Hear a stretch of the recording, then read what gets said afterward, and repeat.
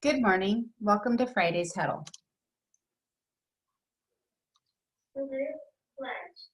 I pledge allegiance to the flag of the United States of America and to the republic for which it stands, one nation, under God, indivisible, with liberty and justice for all.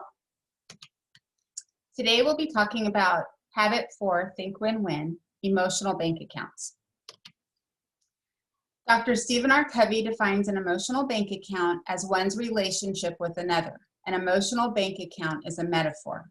By proactively doing things that build trust in a relationship, one makes deposits. By reactively doing things that decrease trust, one makes withdrawals. The current balance in the emotional bank account will determine how well two people communicate and problem solve together. If you're struggling to communicate with your child or a spouse, a boss, a friend, you may need to ask yourself, do I need to make more deposits? Making more deposits than withdrawals builds trust. A key foundation of a strong relationship is trust. In order to build trust, one must continually make deposits of honesty, kindness, unconditional love, patience, and the essential virtues that strengthen relationships.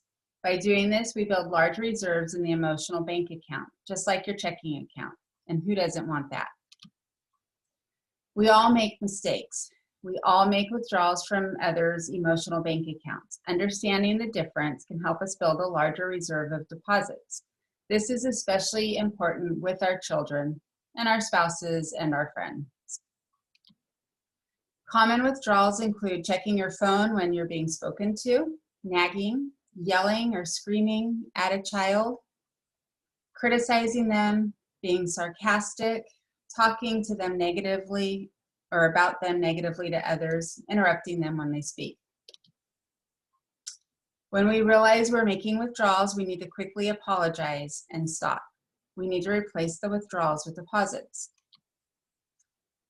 Different ways that we can make deposits include apologizing when you make a mistake, really listen, do not interrupt, don't listen to respond, no looking at your phone, spend time with them, play games, cook, greet them, notice what they're doing, attend their activities, be patient and kind.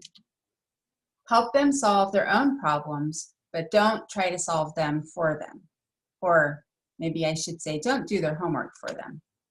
Laugh with them. Spend one-on-one time with them. Spend doing something that they love. Relationships take a lot of time and love. I'll share an example from my own life. When you're in the middle of parenting and working, and now with the pandemic, teaching, it can be difficult to see the end in mind. When my kids were little, they had one passion. I have no idea where it came from, but their thing was, and still is, horses. Horses terrified me. But not spending time with my kids, building memories, and strengthening our relationship terrified me even more. I was intentional about being present and being involved. There is no greater honor than having teenagers and now adults say, hey, Mom, let's go ride. Let's go for a hike. Investing in your children today brings huge dividends for the future. This week, some leaders made an unexpected deposit into my emotional bank account, but I'm going to let them tell you about it. So I am out here this morning with a couple of leaders that are bucket fillers. On their first day back to school on Tuesday, they did something, and I want to let them tell you about it. We had a lemonade stand with our assistant, and we donated money to the school to buy new carrots.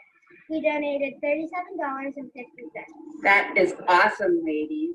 So, and here they are. We have new tether balls, and we'll be sending one over to Acres as well. Thank you. This week, I challenge you to make deposits in the emotional bank accounts of those that you do life with.